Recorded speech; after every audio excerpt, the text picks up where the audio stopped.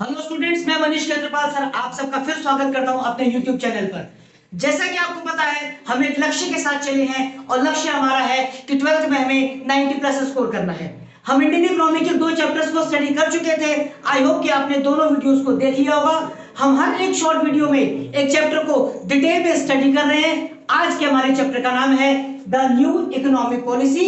It is also called as LPG policy. मैं आपको short में समझाऊंगा कि न्यू इकोनॉमिक पॉलिसी होता क्या है। दोस्तों, आप अच्छी तरह जानते हैं कि इंडिया को आजादी मिली थी 1947 में, लेकिन ऐसा कहा जाता है कि इंडिया को जो इकोनॉमिक फ्रीडम है, जो आर्थिक आजादी है, वो मिली थी 1991 में। ऐसा क्या हुआ था कि न्यू इकोनॉमिक पॉलिसी को इंडिया को लॉन्च करना पड़ा था? That's why I have written some reasons on the board. Actually हुआ ये दोस्तों कि 1991 से पहले और 1947 के बाद का जो 40 साल का दौर था, ज्यादातर जो डिपार्टमेंट्स थे वो गवर्नमेंट के कंट्रोल में थे। पब्लिक सेक्टर एंटरप्राइजेस का होल्ड था। अब पब्लिक सेक्टर एंटरप्राइजेस के होल्ड के कारण इंडिया में कुछ प्रॉब्लम्स थी, कुछ सक्सेस नहीं अचीव हो पा रही थी। क्यों नहीं हो पा रही थी? इंडिया के जो गवर्नमेंट सेक्टर था, जो पब्लिक सेक्टर था, उसको परफॉर्मेंस जो उसकी थी वो बहुत ज्यादा लो होती जा रही थी। मतलब उनका जो मैनेजमेंट था वो इनएफिशिएंट था। इसके कारण हमारे देश के पब्लिक सेक्टर को बहुत ज्यादा लॉसेस को अकर करना पड़ रहा था, लॉसेस को झेलना पड़ रहा था। इस लॉसेस के कारण हमारे देश में एक्सपोर्ट्स डिक्लाइनिंग होते जा रहे थे, इंपोर्ट्स बढ़ते जा रहे थे, और इंपोर्ट्स के बढ़ने के कारण भारत का जो फॉरेन एक्सचेंज रिजर्व है ना, वो लगातार कम होता जा रहा था। और ऐसा कहा जाता है कि 1989 में एक ऐसा दौर आया था जब इंडिया के फॉरेक्स मात्र इतने रह रहे थे कि हम 10 दिनों का इंपोर्ट कर सकें फॉरेन कंट्रीज से। विदेशों से इंपोर्ट करते थे, देश का इन्फ्लेशन बढ़ता जा रहा था, देश का बैलेंस ऑफ पेमेंट डेफिसिट होता जा रहा था। मतलब मनी का आउटफ्लो ज्यादा हो रहा था और इनफ्लो कम हो रहा था। इसके अलावा भारत को विदेशों से कर्जे लेने पड़ रहे थे। इन सारे कारणों को सॉर्ट आउट करने के लिए, इन सारी प्रॉब्लम्स को सॉर्ट आउट करने के लिए भारत सरकार ने 2 इंटरनेशनल ऑर्गेनाइजेशंस का अप्रोच किया। कौन सी 2 इंटरनेशनल ऑर्गेनाइजेशंस थी? एक का नाम है IBRD, international bank of reconstruction and development. इसका एक और नाम है जिसको आप वर्ल्ड बैंक के नाम से जानते हैं। इसके अलावा दूसरा जो इंटरनेशनल ऑर्गेनाइजेशन था उसका नाम है इंटरनेशनल मॉनेटरी फंड। भारत की सरकार ने इन 2 इंटरनेशनल ऑर्गेनाइजेशंस को अप्रोच किया।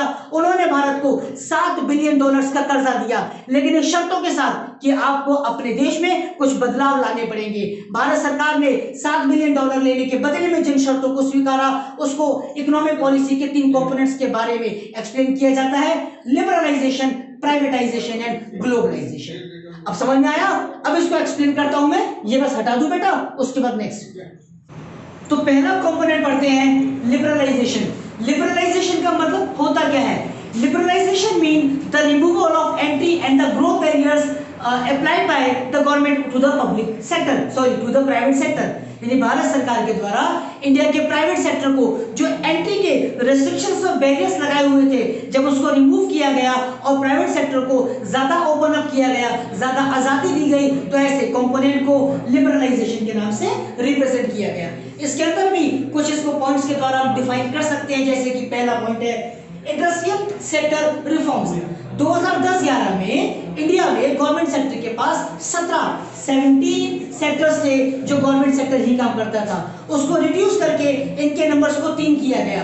अब सिर्फ डिफेंस, रेलवेज और एटॉमिक एनर्जी, ये 3 सेक्टर्स ऐसे हैं जो फुल्ली गवर्नमेंट के पास है, बाकी सब प्राइवेट सेक्टर को समर्पित कर दिया गया है। प्राइवेट सेक्टर लाइसेंस लेने के बाद इन सेक्टर्स में अपने काम को कर सकता है।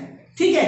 Second, the financial sector reforms, मतलब इकोनॉमिक और फाइनेंशियली क्या बेनिफिट किए गए, क्या हेल्प की गई प्राइवेट सेक्टर की। सबसे पहले जो सेबी का रोल था, सॉरी जो RBI रिजर्व बैंक का रोल था, उसका रोल कंट्रोलर से हटा के फैसिलिटेटर किया गया।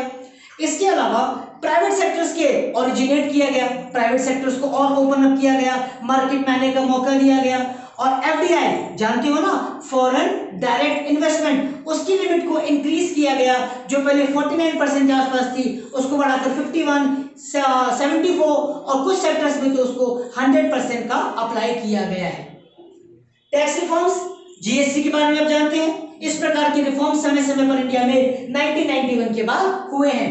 And then foreign exchange reforms, मतलब भारत सरकार ने 1991 में अपनी इंडियन करेंसी को in the comparison of foreign currency devaluate किया गया। डिवैल्यूएट क्यों किया गया? क्योंकि हमारे एक्सपोर्ट्स को बेनिफिट होगा, हम ज्यादा चीजें बेचेंगे तो मनी का इनफ्लो ज्यादा होगा।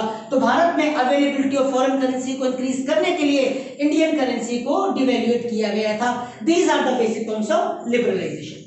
आ रहा है समझ में? Second topic is privatisation. Privatisation का मतलब क्या होता है? The transfer of the ownership by the public sector to the private sector. यानी गवर्नमेंट ऑफ इंडिया जब अपनी किसी ऑनरशिप में अपनी ऑनरशिप को डाइल्यूट करती है और प्राइवेट सेक्टर को सौंपती है, जिसको डिसइन्वेस्टमेंट भी कहा जा सकता है, ऐसे टॉपिक को प्राइवेटाइजेशन कहा जाता है। जैसे मारुति उद्योग लिमिटेड, एलआईसी, एयर इंडिया, ऐसी कई सारी कंपनीज में सरकार ने समय समय पर अपनी हिस्सेदारी को प्राइवेट सेक्टर को बेचा है और मनी को जनरेट किया है, पैसे की प्राप्ति की है। ठीक है। The third is globalisation. Globalisation का मतलब होता है the integration of the world economy with the nationality, यानी अपने देश की धरती को या अपने देश के जो दरवाजे हैं उसको ओपन अप कर देना for rest of the world. Hindi में कहावत है वसुधैव कुटुंबकम, यानी पूरी दुनिया को एक बाजार मान लेना और अपने देश के दरवाजों को खोल देना, जिसके द्वारा विदेशी व्यापारी आसानी से हमारे देश में आ सके और हम अपनी कंट्री की कंपनीज को विदेशों में लेकर जा सके। ये बेसिक बात एलपीजी के नाम से, जिसको न्यू इकोनॉमिक पॉलिसी के तौर पे जाना जाता है। अब एक क्विक अप्रेजल कर लेते हैं कि इस एलपीजी पॉलिसी के आने के बाद आज इंडिया में क्या बेनिफिट्स हुए हैं या इसके क्या नुकसान हुए हैं। अगर बात करूं बेनिफिट्स की जनरली, तो इंडिया का इकोनॉमिक ग्रोथ डेवलप हुआ है। लगभग 8% की स्पीड से भारत की इकोनॉमी इस समय ग्रो कर रही है। इंडिया का फॉरेन एक्सचेंज रिजर्व बढ़ा है, जो आजादी 1989 के दौर पर जो बहुत कम था, इतना था मात्र कि 10 दिन का इंपोर्ट कर सके, ये आज भारत का फॉरेन एक्सचेंज रिजर्व $600 बिलियन के आसपास है। तो फॉरेन एक्सचेंज बढ़ा है, प्राइवेटाइजेशन बढ़ा है, मैनेजमेंट एफिशिएंट हुए हैं, इंडिया का एक्सपोर्ट बढ़ा है। These are the benefits which we have availed with the introduction of new economic policy. नुकसान क्या हुए हैं? कंज्यूमरिज्म ज्यादा आया। दूसरी बात, एग्रीकल्चर सेक्टर को निगलेक्ट किया, यानी इस एलपीजी पॉलिसी ने हमारे इंडिया में इंडस्ट्रियल सेक्टर को, सर्विस सेक्टर को तो बहुत इनहांस कर दिया, लेकिन जो भारत का मेन ऑक्यूपेशन था यानी खेती, उसको थोड़ा सा हम भूल गए।